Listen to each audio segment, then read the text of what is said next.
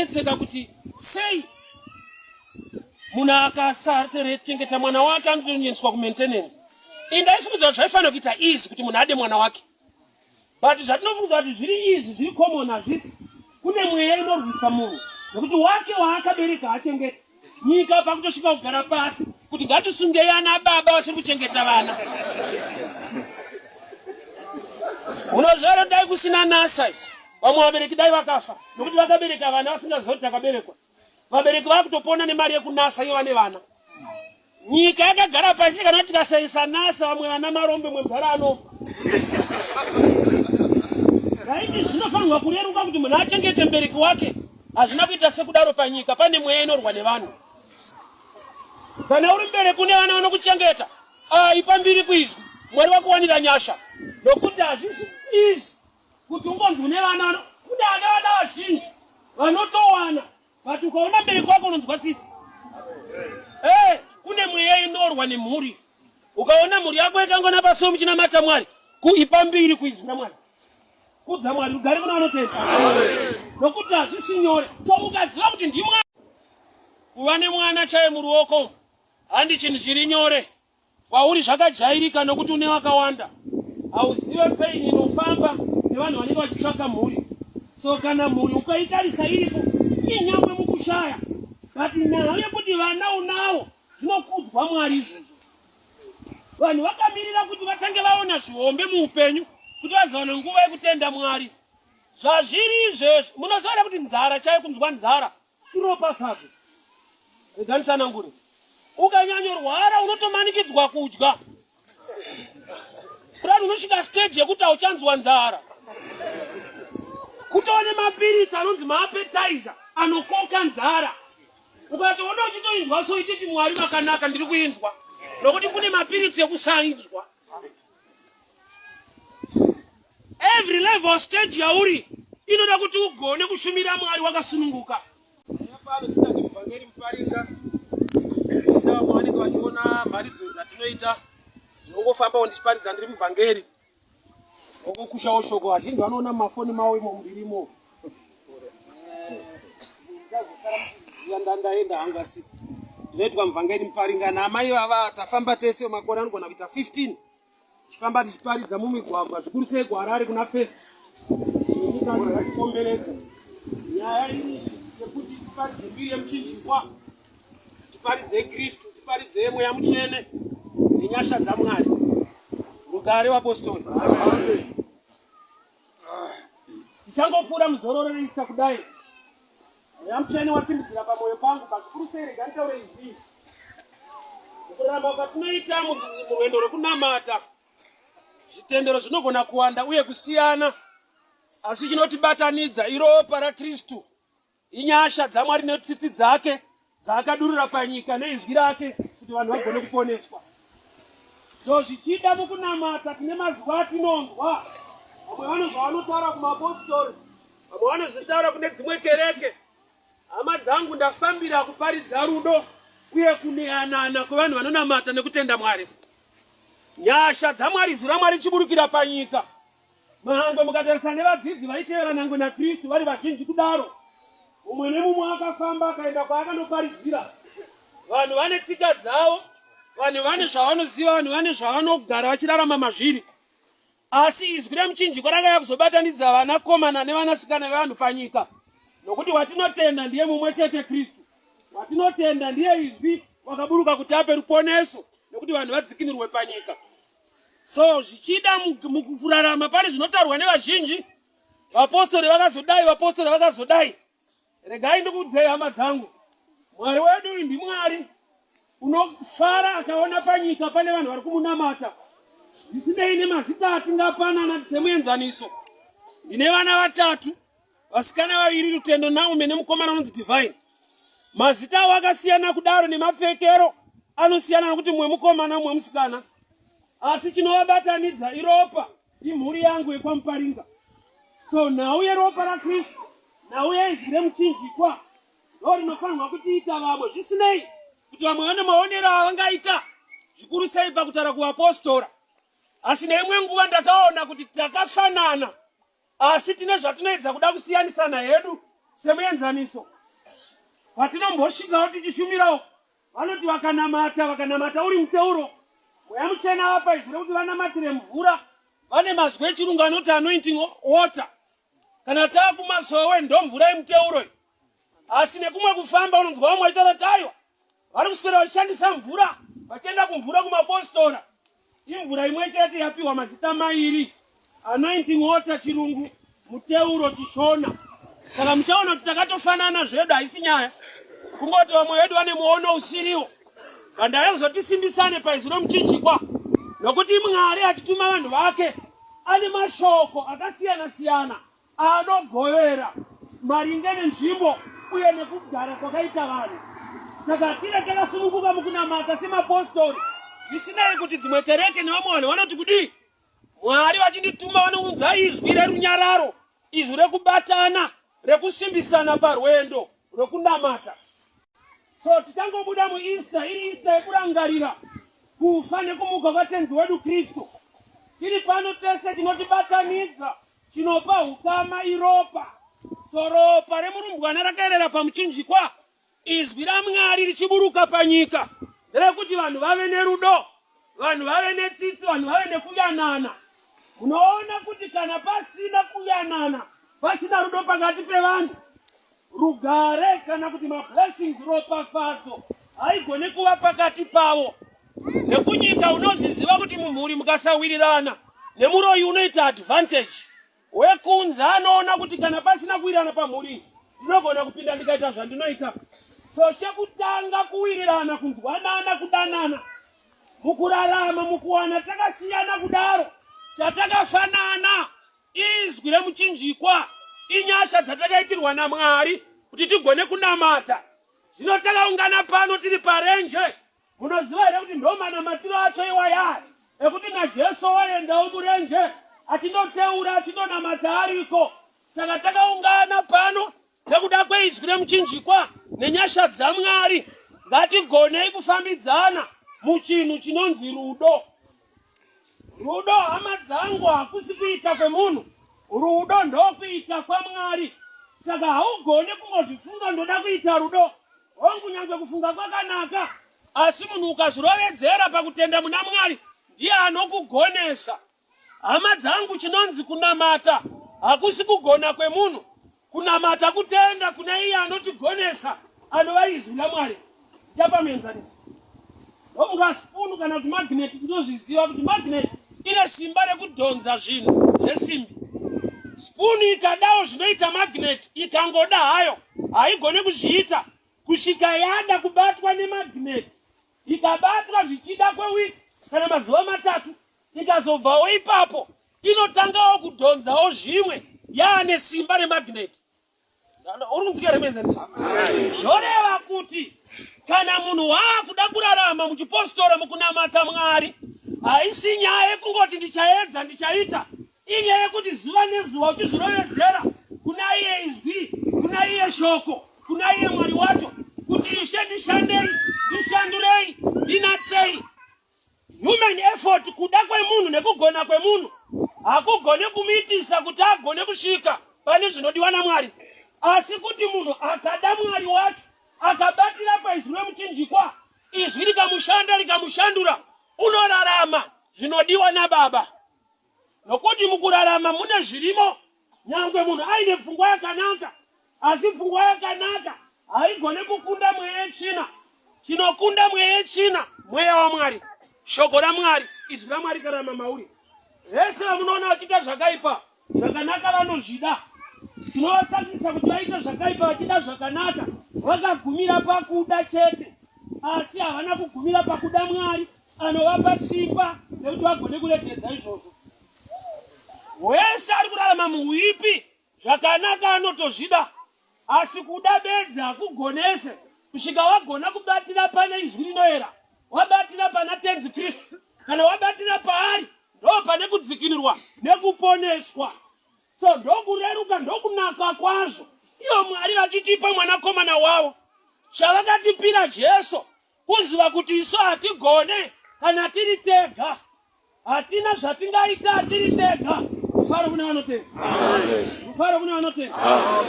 tega semunhu ahugone kusvika waenda wanobatira paizwi remuchinjikwa, wabata pamurumbwana pamweya mutsvene, ndiye anotipa kugona kuti zvinhu zvigone kuendeka. So kereke church sowe rikafamba murudo, rafamba muchinhu chinoshedza ropafadzo. Mwari vakaona vanhu vakaungana vane umwe, vakabatirana, vanozarura denga, ropafadzo yoburuka pamusoro pekereke, pamusoro pesowe. Nhamo yakaita ndeyekuti vanhu vanogona kuva pamwe but vasina pfungwa imwe. Vanhu vanogona kuva nekunzwa kuti aiwa zvichida pandiri hapasiripo pari right, rega nditsvage kumwe. Pfungwa yekufamba uchitsvaga, rega ndikubatsire mudikani, ndipe menzaniso. Munhu akachinja bhawa asina mari haadhakwe.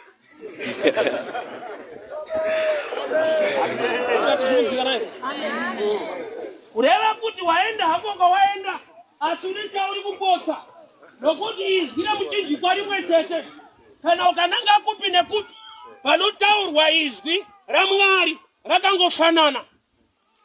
Vezvikoro vanozviziva, saka makaona kuti kana uniform dzikasiyana asi zvinyorwa yavanoti syllabus inenge yakafanana. Metsi dzinoitwa kumuzarabani ndo dzinoitwa kuHarare. Havambokunyara kuti zvinhu zvakaoma metsi dzanyanya, ndo metsi dzacho. So zvichida une pfungwa yekuti aya ndokuka kumhiri kuri nani, kwakadai kuri nani. Vanhu vanogona kunonoka kuona zviri pavari, zvogona kuonekwa nevari kure. Vanhu vanogona kutadza kuona, izvezvi kune zuva ukanomira mutara, unogona kuona kumberi kunenge kuri kubwinya, kunenge kune mvura mutara, munozwisisa? Ukandosvika ipapo hauzvioni, unozviona uri kuno. Kana pane mhute chaipo muzvikomo, unoona mhute uri kure, ukanosvikapo unogona kusaiona. Zvora kuti nyasha dzinogona kuburukira pakati pedu vapostora, vati toshaiwa meso emweya ekuona zambuko riri pedu. Vazhinji tinonzoona zvakanaka kana tabva pazviri. Rugare kuna vanotenda. Vazhinji vanogona kuzoona zvakanaka zvakaiswa naMwari muupenyu hwavo, vabva pazviri vasuduruka. Ndauya nezwi rerudo, izwi rekuyanana, kuti mukunamata tikabatana, tikava nerudo nepfungwa imwe, Mwari unounza ropafadzo pakati pedu. Nyasha dzaMwari dzakangomira, chinhu chekutanga ichocho rudo netsitsi nengoni masowe. Zvinoshedza rudo rwaMwari nenyasha. Kuyambuka kwevanhu kunogona kuvigwa kana vanhu vane unyengeri, vasina pfungwa imwe yekubatirana basa nekunamata tenzi munzvimbo yesowe. Rugare kuna vanotenda. Rugare kuna vanotenda. Zvino izwi remuchinjikwa randauya naro panzvimbo ino nderekuti vanhu vagone kufamba murudo, vanhu vagone kuyanana. SaMwari waona kuti munhu wakundikana, vakatipa mwanakomana wavo kuti tigone kuponeswa. Hama dzangu nauye kunamata inyaya yetsitsi dzakaitwa nezwi kubva kudenga. Mwari vane simba mumazuva ekare, vanhu vatadza, vakaburutsa mvura, vanhu vakaparara, vakaburuka moto, vanhu vakaparara. Asi mumazuva atikurarama enyasha ezwi remuchinjikwa, kwakaburuka mwanakomana wake Mwari, kuti Mwari vanzwa tsitsi nerudo nemunhu. Zvora chitendero chedu chakagara panheyo dzinonzi tsitsi kana kuti rudo. Takadiwa naMwari, hatina kuuya takadaro nekugona kwedu, takauya nokuti anotida uye anotigonesa. Ndichifamba mumugwagwa pane tsaona yataona, tikataura neadzimai angu ndikati nhauye mumugwagwa haisi yekugona kudhiraivha, ndeyekuti kana izwi rakuitirawo nyasha unorarama. Kurarama kudaidzi inyasha. Zvizhinji zvavhiringa upenyu hwavanhu mazuva atararama atapfuura, denda ranga ririko. Vazhinji takarasikirwa nehama, vati mufunge kunge uri pano, hadi nyaya yekuti wakagona kugeza maoko ukapfeka masi, inhau yekuti izwi rekudenga rakakuchengeta. Rugare kuna vanotenda. Rugare kuna vanotenda. So kana tachengetwa nenyasha, takaungana pano, ngatizive kuti tiri vamwe, tiri mhuri imwe, taungana kuti basa remurumbwana ripfuurire mberi. Ropafadzo yedu inotanga pakuva nemuono wakafanana, nekuziva kwatiri kuenda, vision. Sevapostora kudai, hakuna chinodzivisa Mwari kuti ashande nemi, kuti muite zvinhu zvinobatikwa panyika yenyama. Ndakazwa mwachiti aiwa takaya tisina tinodzokera tisina. Statement iyo yandirambe icho kwadi takangoma kurara mausina. Amene kurara mausina unokuona se. Ndochi nwani chandakaona chiri kushanda mupfungwa yemunhu anorwara nepfungwa kana kuti benzi. Unoona benzi rakatakura masaga nemapepa ichiremerwa. Zvinotonetsa kuti anozvitambudzira ine zvimasaga izvi. Ndopfungwa hwani yakasara maari yokuti kana uri panyika ita utunhu twako. Hakona kungofamba ita utunhu twako. Kugare kuna vanotenda. Kugare kuna vanotenda. So nyasha idzodzo dziriko dzekuti Mwari aropafadze vanhu vaite zvinhu zvinobatika panyika yenyama. Tine kwatiri kuenda asi tine kwatiri izvezvi. Panyika pano tiripo nechikonzero nechinangwa Mwari vane zvavanoda kuti tiite tizadzikisi tichibatirwa nemudzimu unoera. So nyasha dzaMwari dzekuti vanhu vabudirire varopafadzwe dziriko. Kazhinji munhu anoti aiwa ndofunga ndezvevamwava Mwari watononamata mumwe chete. Iye wazuro nhasi namangwana ashanduka ane nyasha nerudo neupenyu hwevanhu. Zvatiri kutsvaka nezvatinoshuvira iye anozviziva. Asi chinogona kutibata nekutidzivisa pakasava nepfungwa imwe. Zvinoita kuti vanhu vagare pamwe but vasina pfungwa imwe. Vanotaura kushona vanoti vanhu vanogona kuita mhuri vakarambana.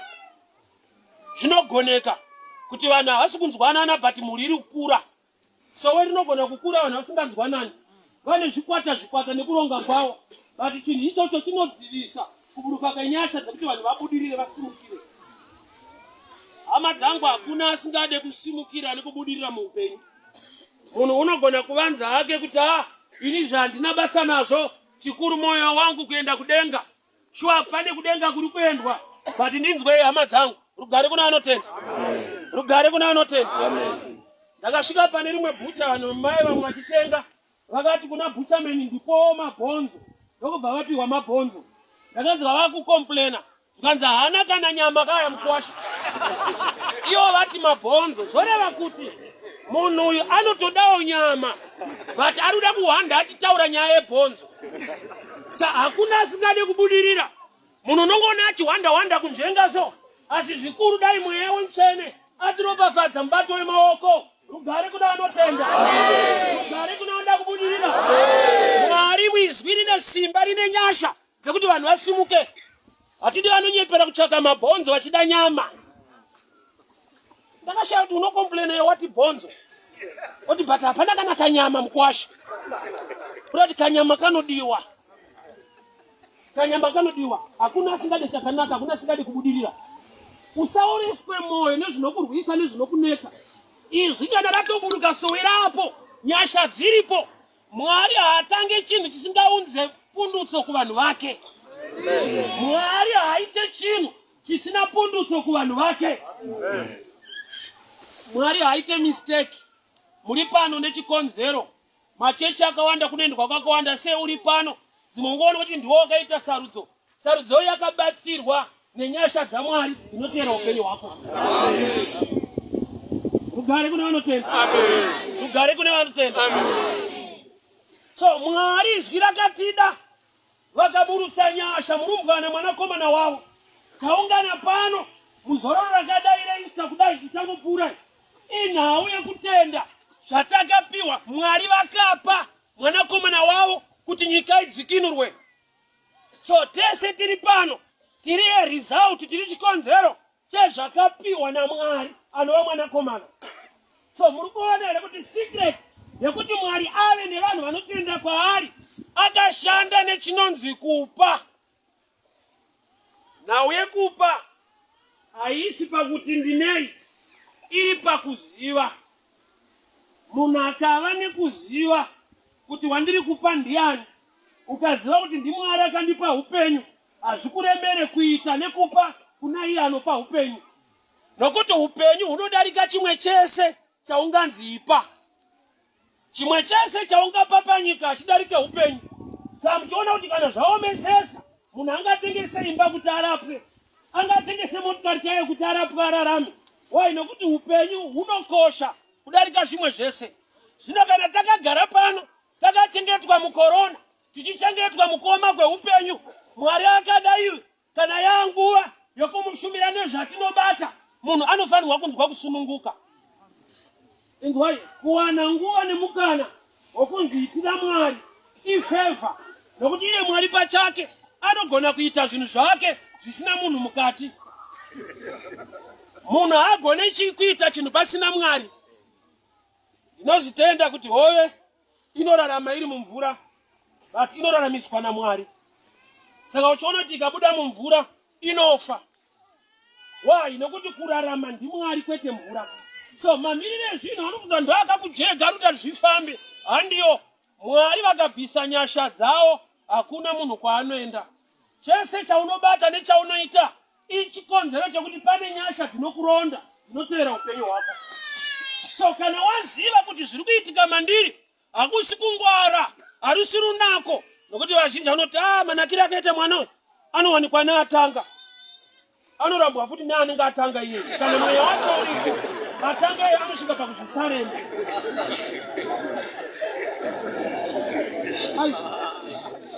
Kunge chinhu chinonzi wanano hachisi kutamba nacho. Panoshanda nyasha zhinji. Makamboenda kumichato inoitwa mukati yekuti muchato anenge akapfeka inonzi vheyu kudai, pana kambozona. Ini zvaindinetsa kuti vanomuvharirei kumeso ari kuchato, toda kumuona kaisi. Apinda hake machena toda kumuona. But zvaindinetsa kuti mutemo wavo vanoti ngaapfeke vheyu. Vari kuperekedza vana basa resa. Uyu vane picture yekuti yekuroorwa iyi haine face. Saka face toibvisa paprogramu yemuchato. Nekuda kwekuti zvichida ari kuperekedza akatoti nakei kudarika ari kuperekedza. Rugare kuna vanotenda. Vareva kuti kana wamumba uimbomira zvekuti face yakazodii iti Mwari makaita henyu makandipa musha ukavakika. So kana wakushumira nekuitira Mwari iye ukaziva kwaakakubvisa nezvaakakuitira, hauremerwe nekuita zvinodiwa mimba yake. Munhu unokanganwa kwaakabva, unokanganwa nyasha nezvinoitwa naMwari muupenyu hwake. Ndiye angatoda kumanikidzirwa kuti tiri pamazuva ekudai ngatiitei zvakati, ngatiitei zvakati. Pane ini ndainetseka kuti sei munhu akasachengeta mwana wake anotoendeswa kumaintenance. Ndaifungudza kuti zvaifanira kuita easy kuti munhu ade mwana wake. But zvatinofungudza kuti zviri easy, zviri common hazvisi. Kune mweya inorwisa munhu. Nokuti wake waakabereka hachengeta. Nyika pakutosvika kugara pasi kuti ngatisungei ana baba vasiri kuchengeta vana. Unoziva dai kusina nasa. Vamwe vabereki dai vakafa. Nokuti vakabereka vana vasingazivi kuti vakaberekwa. Vabereki vakutopona nemari yekunasa iva nevana. Nyika yakagara pasi kana tikasaisa nasa vamwe vana marombe mwegara anofa. Raiti zvinofanirwa kureruka kuti munhu achengete mubereki wake. Hazvina kuita sekudaro panyika, pane mweya inorwa nevanhu. Kana uri mubereki une vana vanokuchengeta, ipambiri kuizwa Mwari wakuwanira nyasha.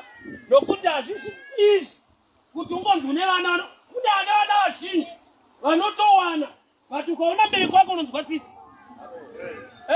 Kune mweya inorwa nemhuri. Ukaona mhuri yako yakangona paso muchinamata Mwari, ipambiri kuizwa Mwari. Kudza Mwari ugare kuna vanotenda. Nokuti hazvisi nyore. So ukaziva kuti ndiMwari iyeyo, kwete kuti vana vangu vakarongeka saka vachimira neni, zvinovarwisa zvinei nekurongeka kwavo inyasha. So kana yanguva yekushumira Mwari, nyangwe nezvaunobata, unonzwa kuti chandiri kuita chimudatova chidiki nezvandakaitirwa naMwari ndo zvikuru. Kuva nemwana chaiye muruoko handi chinhu chiri nyore. Kwauri zvakajairika nokuti une wakawanda. Hauzive pain inofamba nevanhu vanenge vachitsvaka mhuri. So kana mhuri ukaitarisa iripo inyangwe mukushaya, kati nayo yekuti vana unavo zvinokudzwa Mwari izvozvo. Vanhu vakamirira kuti vatange vaona zvihombe muupenyu kuti vazaona nguva yekutenda Mwari. Zvazviri izvezvo munoziva kuti nzara chaiyo, kunzwa nzara inopa sabve. Reganitsanangure. Ukanyanyorwara unotomanikidzwa kudya. Kurani unosvika stage yekuti hauchanzwa nzara. Kutone mapiritsi anonzi maappetizer anokoka nzara. Ukatoona uchitoinzwa so ichiti Mwari makanaka ndiri kuinzwa. Nokuti kune mapiritsi ekusainzwa. every level stage yauri inoda kuti ugone kushumira Mwari wakasununguka. Usatarisa upenyu hwedu ndewe competition ka. Ana ningi wakazodai ndo wangatonamata Mwari zvakanaka zvavo zvakazodai zvavo zvakazodai. Dai waiziva nhamo dzine vanhu vaunoyemura inyaya kuti vamwe dzavo dzakavigika. Kune vanhu vane nhamo dzakavigika mukati. But wakatarisa kunze unongochonzwa kuti ya vamwe vanhu vakomborerwa. Imba iri hombe mufaro uri mushoma. Imba iri diki mufaro wakakura. Zvinoita 1 room vanhu vatifara, 12 rooms musina mufaro. Zvinoita zvaka zvaese pamba zviripo murume achinzi haasi kuwanikwa hapo. Iwe wako haabve pamba ipapo. But kuti unyatsoona kuti pane nyasha dziri kuitika hausi kuzviona. Nekuti vanongoswera pano. Kune vamwe vasisaswere vari kutsvagwa.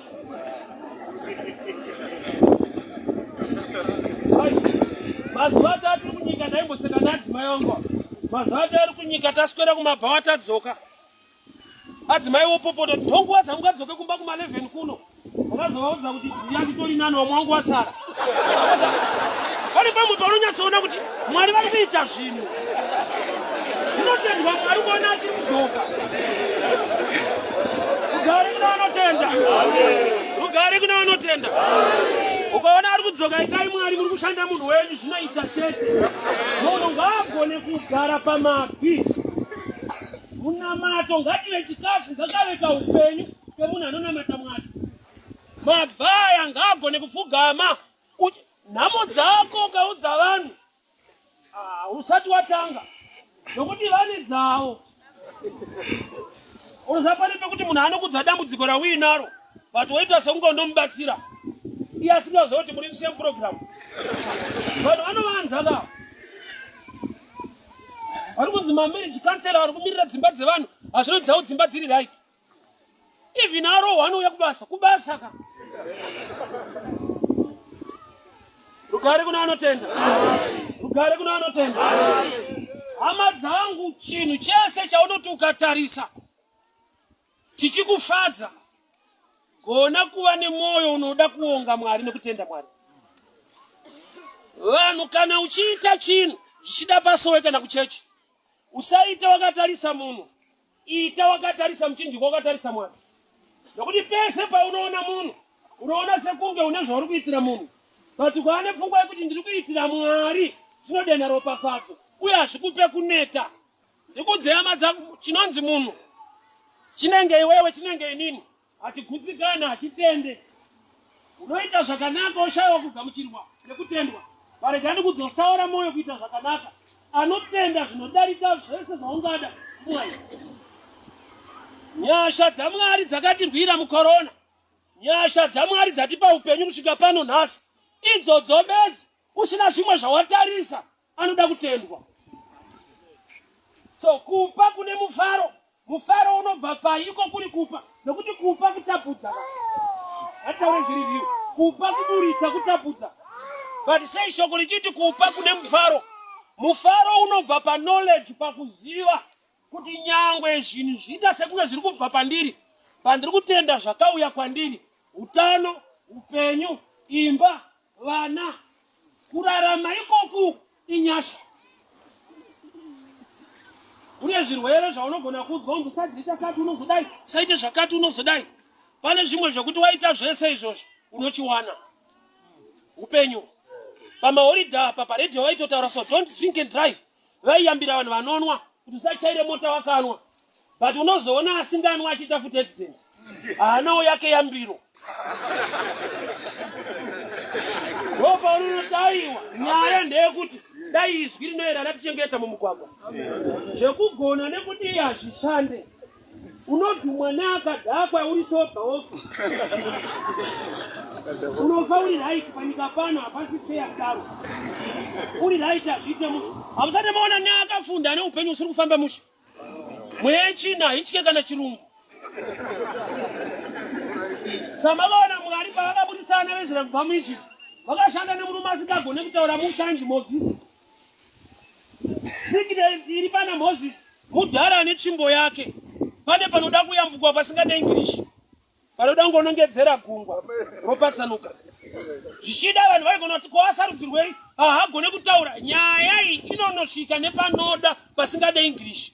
Panoda munhu ane kuzodza ane ngoni dzaMwari dzekuti vasvika panorema anotamba mudzika vanhu vogona kukrosa. Saka unogona kusuduruka pane tsvimbo uenda pane English. Ega nhamo ine chirungu. But ameno zvazviri so. Munhu akatambudzika achigona chirungu atanga ari kunyepera.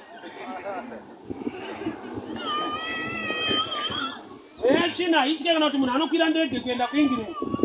Inotevera. Iye haite zvemapassport nemabhodha. Inongotevera zvakadaro. Unoenda nenhamo yako ikoko. Chinodiwa chi kufamba neizwi remuchinjikwa. Mwari ari mubatsira achitigonesa achitichengeta. Hama dzangu ndauya nezwi rekubatana nekuwirirana. Kuva nepfungwa imwe. Zvikwata mukatuma zvipere musha zvipere zvakanaka. Unoziva here kuti wakaipa akada nyonganiso ari basa raMwari risafambe. Anounza mweya wezvikwata. Vanhu vanosarudzana. Pakukwadzisana chaipo unotoona kutoka kusaidi kwedu. Takatibatanidza pano kuti vemhuri imwe izwi remuchinjikwa. Hakuna ari special kudarika umwe kana. Ndinomboparidza kumasutu. Panapa ndauya kuno. Hakuna kana problem nazvo zvachose kana. Kune vamwe vangu veikoko havauye kuno. Vane mamaonero nemamafungiro. But izwi remuchinjikwa achindituma akanditi kumarudzi ose. Handine dambudziko nemupostori neniwo nditori mupostori pandiri panapo. Shoko raMwari izwi remuchinjikwa rimwe chete. Mhuri inobatanidzwa neropa. Kana mazita akasiyana, kupfekwa kukasiyana, kufunda kwavo kukasiyana, kuwana kukasiyana, asi senema haichinji. Imhuri imwe. So pano taunganidzwa nezwi remuchinjikwa. Ndinokurudzira kuyanana, kuwirirana. Peace, love, tsitsi neumwe wako. Munoziva kuti kune ropafadzo inogona kuigwa mukuva netsitsi nemumwe. Pane zvaunogona kusangana nazvo zvakarongwa naMwari zvakavigwa kana wazova netsitsi. Ndichakupa enzaniso. Ini chakandipa kuenda kuHarare pandakugara mazuva ano. Pandakaenda ndaenda ndichinoshanda. Chakaita kuti ndiwane basa. Ndakaona mumwe murungu akaponjerwa murodhu achiedza kuchinja vhiri ari madhamu wechitsikana. Vamwe vangu ndokubva vaiginowa ndokubva ndaenda ndikamubatsira nokuti murungu wacho anga ataura kuti ndiriwe pafama apa nditongoendawo kufama handina kana mari. Can you help me? Vamwe ndokubva kuti zvine basa rei? Vakashandisana baba wedu mahara kudhara. Saka kuna vanhu vanopfungwa dzehondo so. Ndakamubatsira kuchinja vhiri. Ndokubva andipa kadhi rake. Paakavhura kambani kuHarare ndokubva andifonera. Uriko? Ndikati ndiriko. Ndane kambani yematayi yaushande. Ndinzo position yakuti zvanzi waite branch manager pakambani yematayi. Workington muna Covid. Ngati manje kufunda hapana manje. Zvanzayo wakapasa pa wakachinja vhiri. Kune tsitsi dzandakaita nemunhu asiri werudzi rwangu dzakandipa basa. Kune ropafadzo yakavigwa mutsitsi. Saka pachitokurudzirwa kuti tive netsitsi nengoni. Nokuti kune dzimwe nyasha dzakavigwa kana wane mwoyo wakanaka nevamwe. Saka kupinda kuHarare nenyaya yekuchinja vhiri kwete yekupasa. Tikanotungamirira vakapasa tiri vekuchinja mavhiri. Sakagonawo kungovawo netsitsi nemumwe. Moyo wako ukaoma uchinamata Mwari, ita munamato kuti Mwari ndibatsire.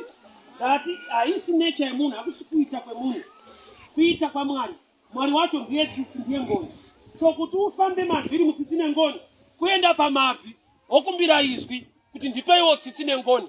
Zvinotopiwa munhu kubva kuna Mwari. Hazvisi muhuman nature, asi mukuronga nekungwara kwako kana mukuda. Nokuti ukada iwe pachako unogona kuda vaunodawo, haugone kuda munhu wese. Ane nyasha dzekuda munhu wese ndiMwari.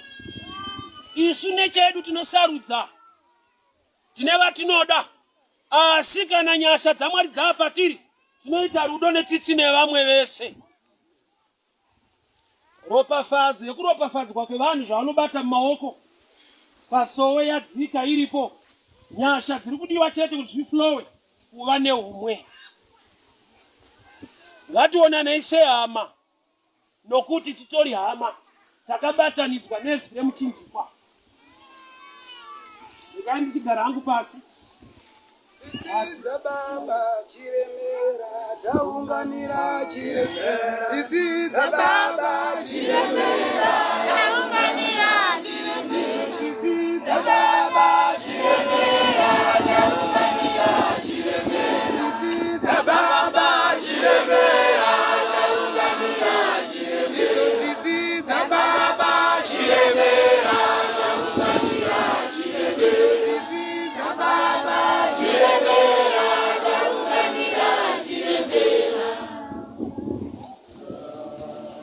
rugare kuna vanotenda. Rugare kuna vanotenda. Regai ndipe ruremekedzo nerukudzo kumutungamiriri wepano pasowe zvikuru sei muprofita madzibaba Johane nekutitenderawo tisvike pano kugore neshoko remuchinjikwa.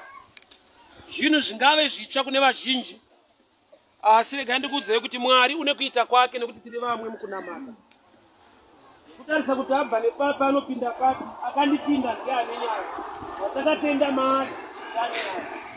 Saka ndoda kuti peruremekedzo kubva muchingwa wakasowe rino tigora neizwi remuchinjikwa. Mwari vakuchengetei, Mwari vakuropafadzei, zvamunobata zviropafadzwe, nyasha mumhuri dzenyu dzidururwe naMwari, mhuri dzichengeteke, vana baba vagare mudzimba. Kune mweya uriko mazuva ano vanoti masmall house, kachirungu keunzenza kakangovhara unzenza wacho. Ko chirungu chinoviga zvakawanda ka. Ukatonza munhu achinde nesmall house unokuti mhero zvakanaka zviri kuitwa. Vakutotadzirwa Mwari papa. Vane madzi avo wakaipa ndo uchenjeri hwaakaisa ukuisa mazwi. Ati munamato wangu uye munamato wedu nokuti dzimba dzichengeteke. Wakaipa hadi kuona dzimba dzakamira nokuti foundation yekunamata inotangira munhu. So ndinotenda Mwari vakuitire nyasha zvikuru. Regai ndidzorere nguva kuno vandipa. Mwari vakuropafadzei, ndinotenda. Rugare.